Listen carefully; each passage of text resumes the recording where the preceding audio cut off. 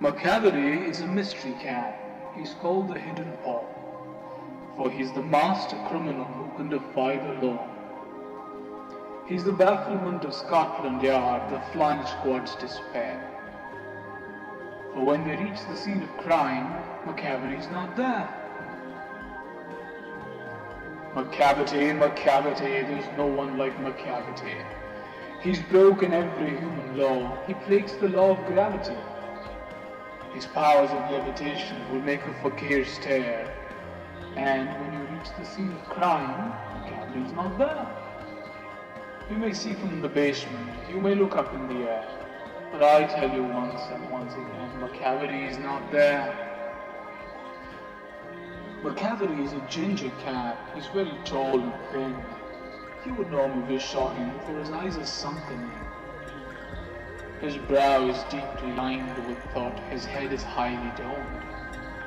His coat is dusty from neglect, his whiskers are uncombed.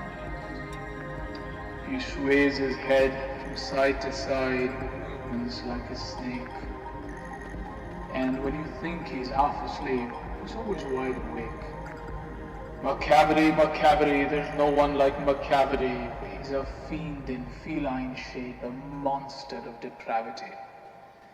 You may meet him in a by-street, you may see him in the square. But when a crime's discovered, then Maktoum's not there. He's outwardly respectable. They say he cheats at cards. And his footprints are not found in any file of Scotland Yard's. And when the larder is looted, or the jewel case is rifled, or when the milk is missing, or another peak's been stifled, or the greenhouse glass is broken, and the trellis past repair, aye, there's the wonder of the thing, Maktoum's not there. And when the Foreign Office find the treaty's gone astray, or the Admiralty lose some plans and drawings by the way, there may be a scrap of paper in the hall or on the stair, but it's useless to investigate. Maktoum's not there. And when the loss has been disclosed, the Secret Service say it must have been Maktoum, but he's a mile away. You'll be sure to find him resting, or a licking of his thumbs, or engaged in doing complicated long division sums. Maktoum, there's no one like Maktoum. There never was a cat of such deceitfulness and suavity. He always has an alibi and one or two to spare.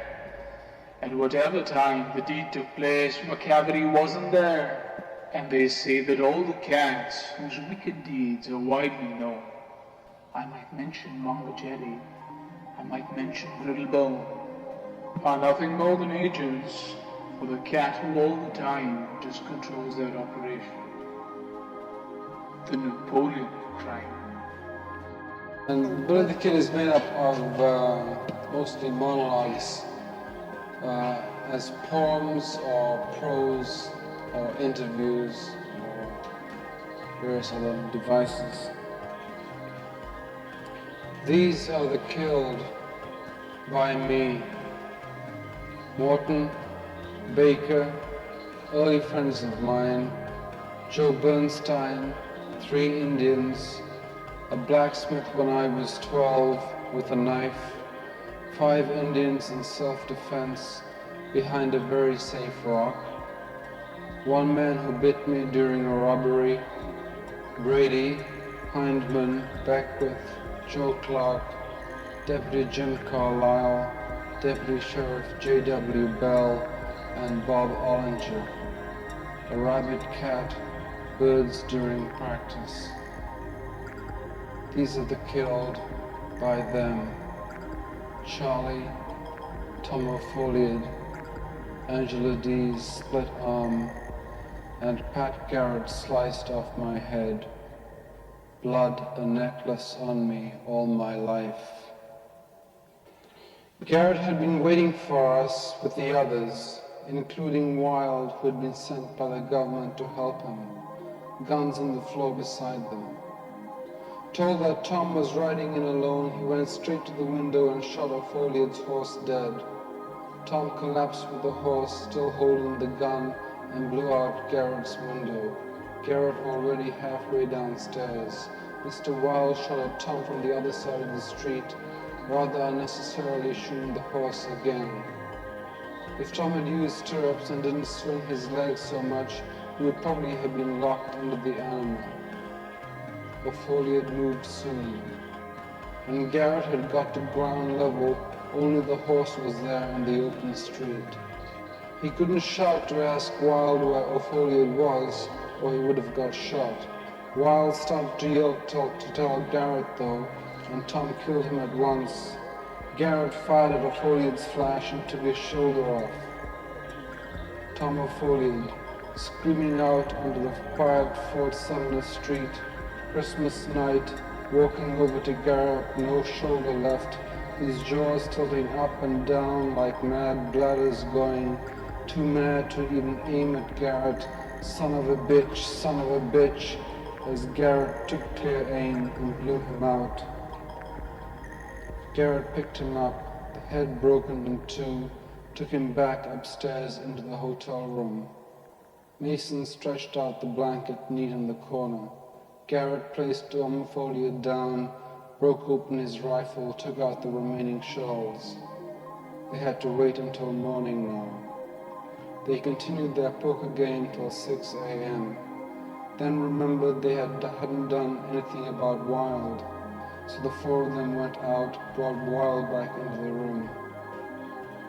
At 8 in the morning, Garrett buried Tom Foliad. He had known him quite well. Then he went to the train station, put Azariah F. Wilde on ice, and sent him back to Washington. The others, I know, did not see the wounds appearing in the sky, in the air. Sometimes a normal forehead in front of me leaked brain gases. Once the nose clogged right before me, a lock of skin formed over the nostrils and the shocked face had to start breathing through mouth. But then the mustache bound itself in the lower teeth and he began to gasp loud. The ha, going strong, churned onto the floor, collapsed out, seeming in the end to be breathing out of his eye. Tiny needle jets of air reaching into his throat. I told no one. If Angela D. had been with me then, not even her, not Sally, John, Charlie, or Pat, in the end, the only thing that never changed, never became deformed, were animals.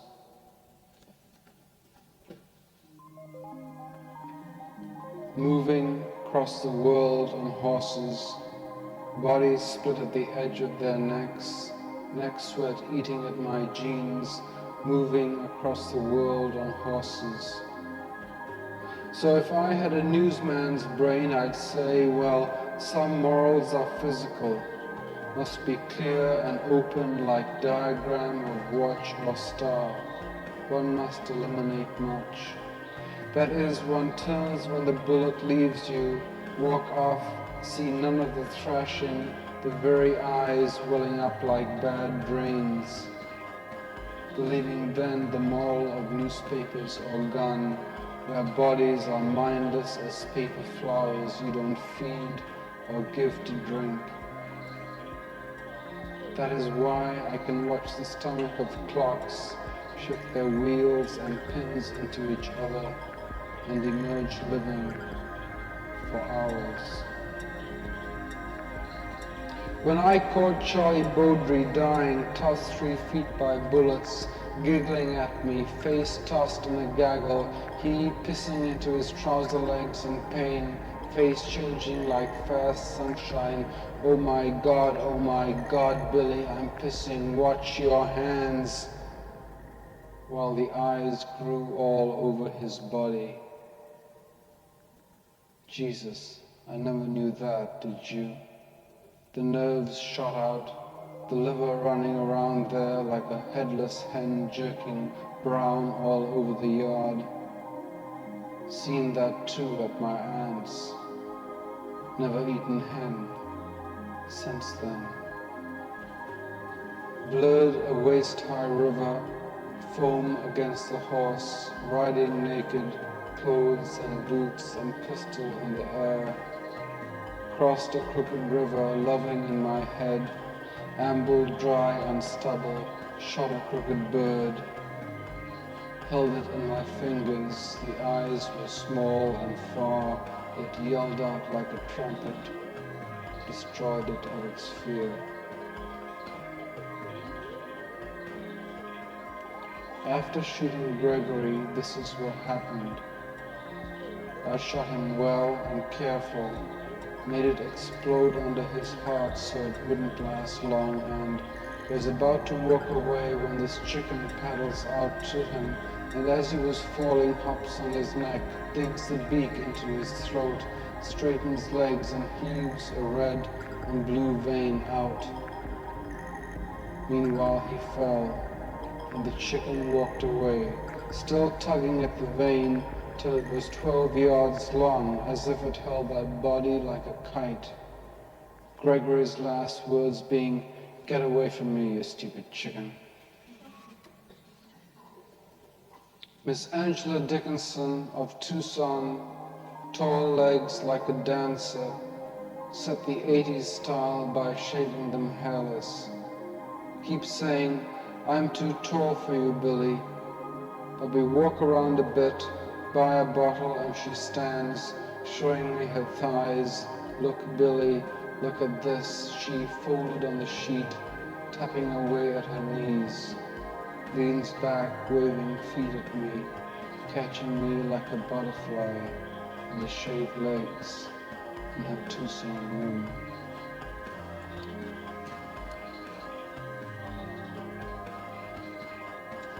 At various times, the voice, trying to get rid of these images, plays with them verbally, but they seem to kind of move back on him.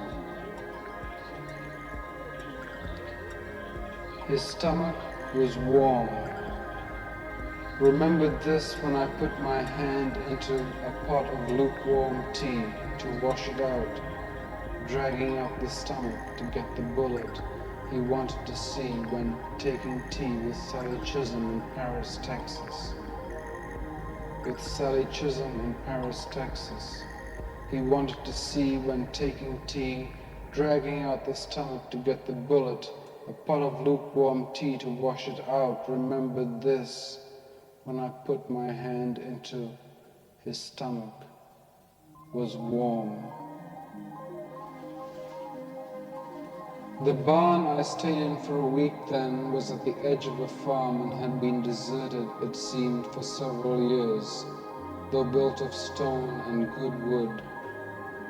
The cold dark grey of the place made my bones become used to soft light, and I burned out my fever there.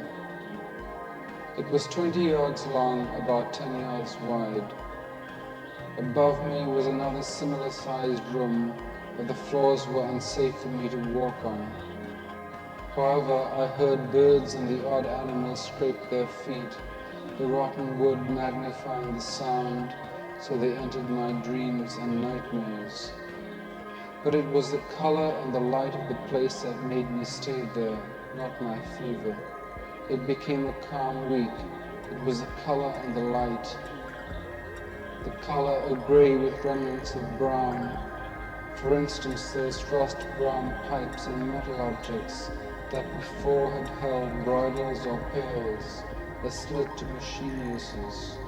The 30 or so grey cans in one corner of the room, their ellipses from where I sat, setting up patterns in the dark.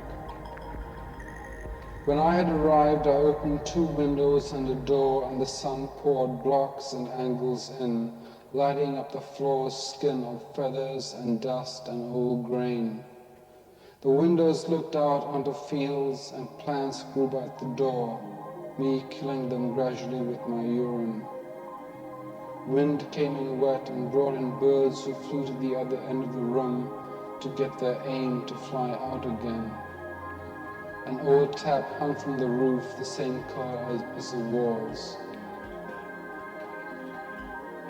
For that week then, I made a bed at the table there and lay out my fever, whatever it was. I began to block my mind of all thought, just sensed the room and learnt what my body could do, what it could survive, what colors it liked best, what songs I sang best. There were animals who did not move out and accepted me as a larger breed. I ate the old grain with them, drank from a constant puddle about 20 yards away from the barn. I saw no human and heard no human voice, learned to spot the best way when shitting, used leaves for wiping, never ate flesh or touched another animal's flesh, never entered his boundary. We were all aware and allowed each other. The fly who sat on my arm after his inquiry just went away, ate his disease and kept it in him.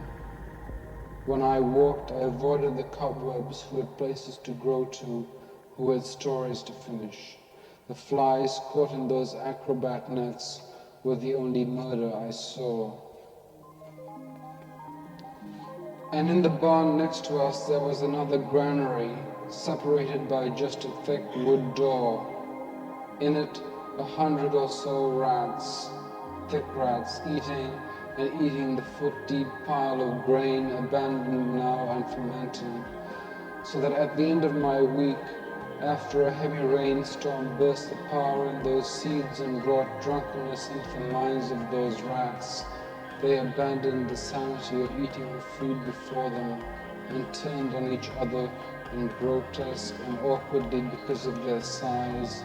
They went for each other's eyes and ribs, so the yellow stomachs slid out and they came through the door and killed a chipmunk, about 10 of them onto that one striped thing, and the 10 eating each other before they realized the chipmunk was long gone, so that I, sitting on the open window with this thick sill where they couldn't reach me, filled my gun and fired again and again into their slow wheel across the room at each boom, and reloaded and fired again and again till I went through the whole bag of bullet supplies, the noise breaking up the seal of silence in my ears, the smoke sucked out of the window as it emerged from my fist, and the long 20-yard space between me and them empty but for the floating bullet, lonely as an emissary across and between the wooden posts that never returned.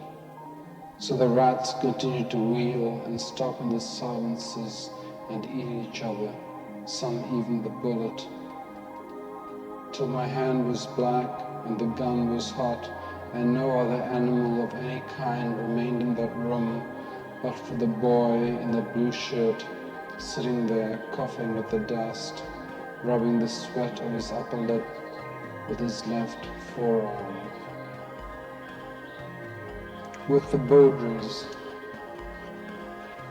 she is boiling us black coffee, leaning her side against the warm stove, taps her nails against the mug. Charlie talking on about things, and with a bit the edge of my eye, I sense the thin white body of my friend's wife. Strange that, how I feel people not close to me, as if their dress were against my shoulder, and as they bend down, the strange smell of their breath moving across my face, or my eyes magnifying the bones across a room, shifting in rest.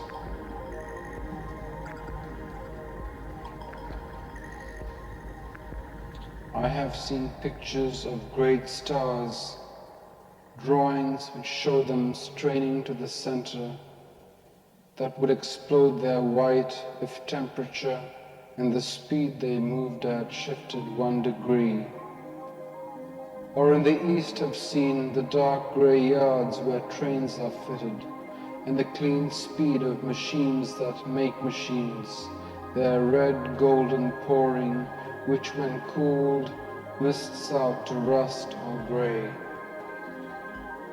the beautiful machines pivoting on themselves, sealing and fusing to others, and men throwing levers like coins at them, and there is there the same stress as with stars, the one altered move that will make them maniac. Garrett moved us straight to the nearest railroad depot. We had to wait one night for the train that would take us to Masila, where they would hold the trial. The Park Hotel there was a bright white place with a wide courtyard and well. The deputies went down in the bucket and washed themselves. They removed Charlie off his horse. Garrett took over and washed the dry blood off the animal. Garrett ordered a box for Charlie Baudry. He had known him quite well. And he made me drink liquids and paste. They had to carry the three of us from the horses to the beds.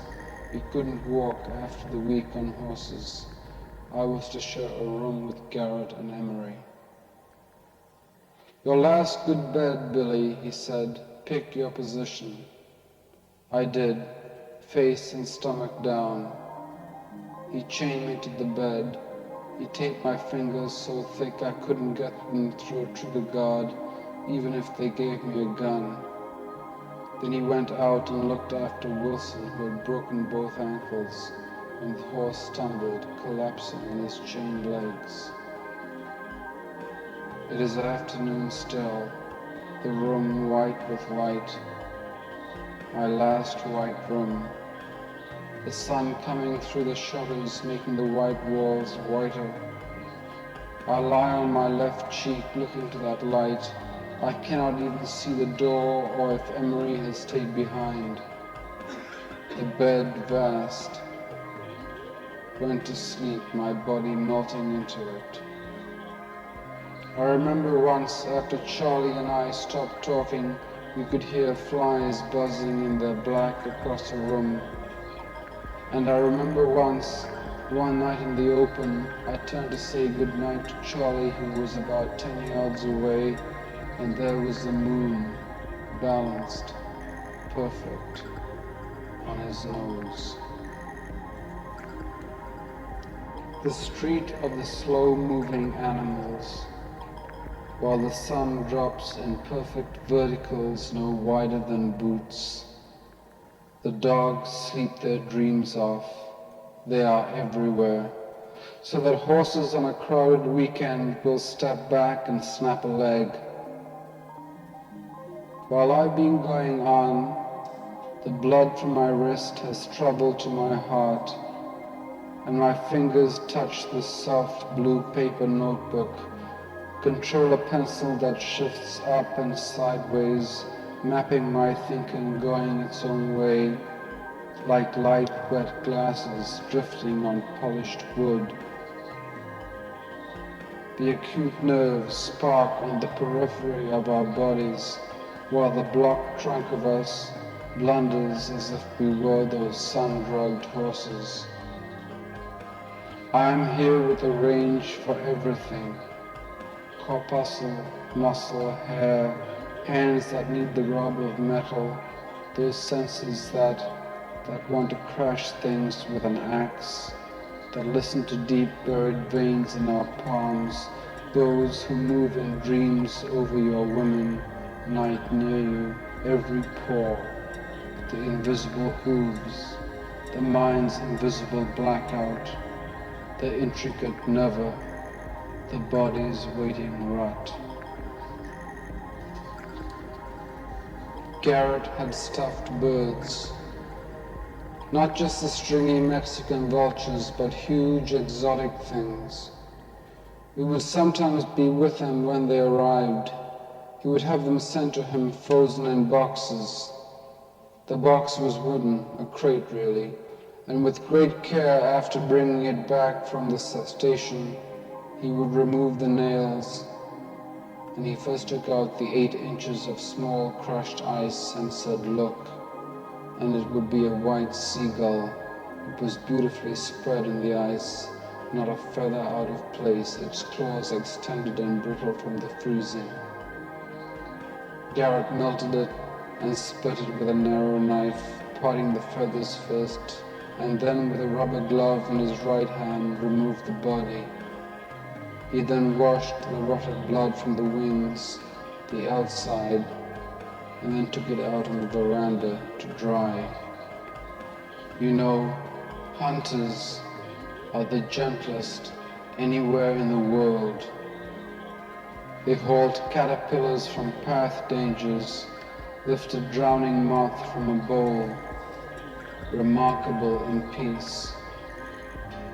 In the same way, assassins come to chaos neutral. I'll read some more poems since I was a kid, or written roughly about the same time. It's called We're at the Graveyard. Stuart, Sally, Kim and I watching still stars, or now and then sliding stars, like hawkspit to the trees. Up there, the clear charts, the system's intricate branches which change with hours and solstices, the bone geometry of moving from there to there. And down here, friends whose minds and bodies shift like acrobats to each other. When we leave, they move to an altitude of silence. So our minds shape and lock the transient, parallel these bats who organize the air with thick links of travel. Sally is like grey snow in the grass. Sally of the beautiful bones, pregnant below stars. Near Elginburg, 3 a.m. on the floor mattress. In my pajamas, a moth beats frantic. My heart is breaking loose.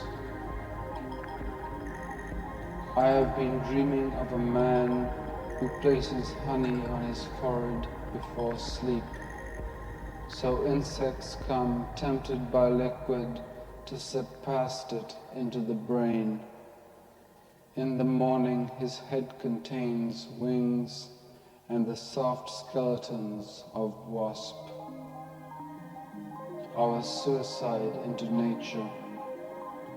That man's seduction so he can beat the itch against the floor and give in, move among the sad remnants of those we have destroyed. The torn coat these animals ride to death on.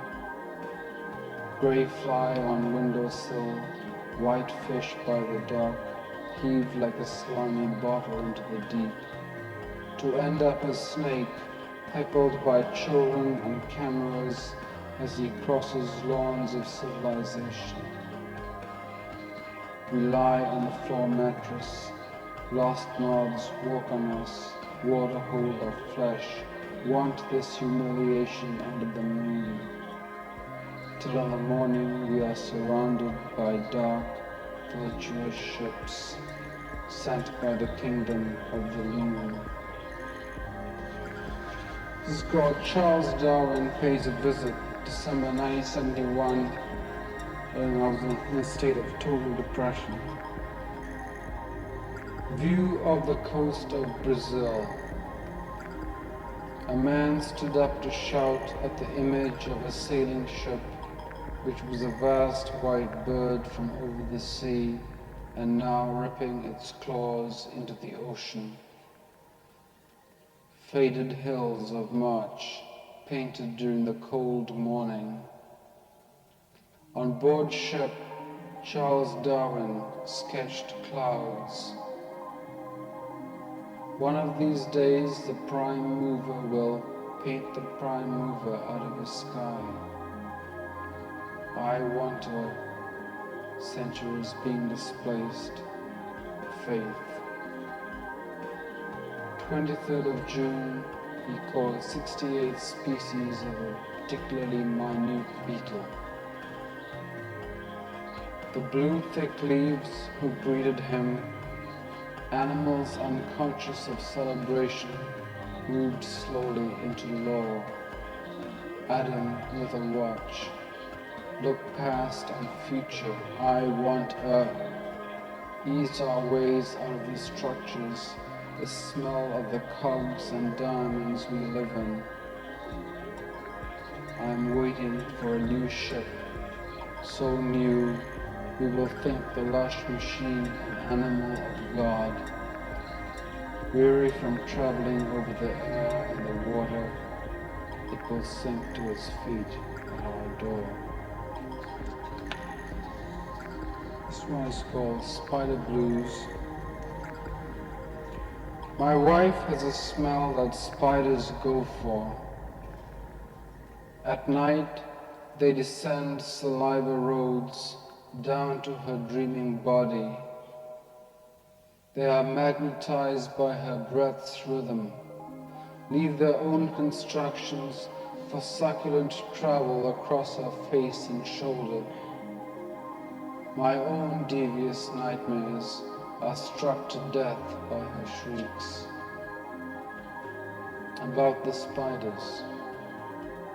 Having once tried to play piano and unable to keep both hands segregated in their intent, I admired the spider, his control classic, his 8 legs finicky, making lines out of the juice in his abdomen. A kind of writer, I suppose. He thinks a path and travels the emptiness that was there, leaves his bridge behind, looking back, saying, geez, did I do that? And uses his endings to swivel to new regions where the roar of feelings exist. Spiders, like poets, are obsessed with power.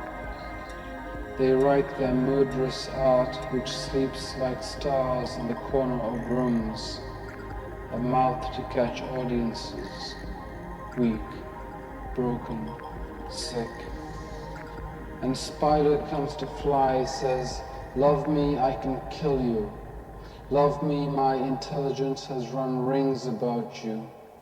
Love me, I kill you for the clarity that comes when roads I make are being made. Love me, antisocial, lovely. And fly says, oh no, no, your analogies are slipping. No, I choose who I die with. You spider poets are all the same. You in your close vanity of making. You minor drag. Your saliva stars always soaking up a liquid from our atmosphere. And the spider in his loathing crucifies his victims in his spit, making them the art he cannot be. So, the ending we must arrive at. Okay, folks. Nightmare for my wife and me. It was a large white room, and the spiders had thrown their scaffolds off the floor onto 4 walls and the ceiling. They had surpassed themselves this time, and with the white roads, their 8 legs built with speed, they carried her up, her whole body into the dreaming air, so gently she did not wake or scream. What a scene. So many trails, the room was a shattered pane of glass. Everybody clapped. All the flies, they came and gasped. Everybody cried at the beauty. All, except the working black architects and the lady locked in their dream, their theme. The last poem I'd like to read is called White Dwarfs. This is for people who disappear, for those who descend into the cold and make their room a fridge for Superman, who exhaust costume and bones that could perform flight, who shave their morals so raw they can tear themselves through the eye of a needle. This is for those people that hover and die in the ether peripheries. There is my fear of no words, of falling without words, over and over, of mouthing the silence. Why do I love most among my heroes those who sail to that perfect edge where there is no social fuel? Release of sandbags to understand their altitude. That silence of the third cross, third man hung so high and lonely, we don't hear him say his pain, say his unbrotherhood. What has he to do with the smell of ladies? Can they eat off a skeleton of pain?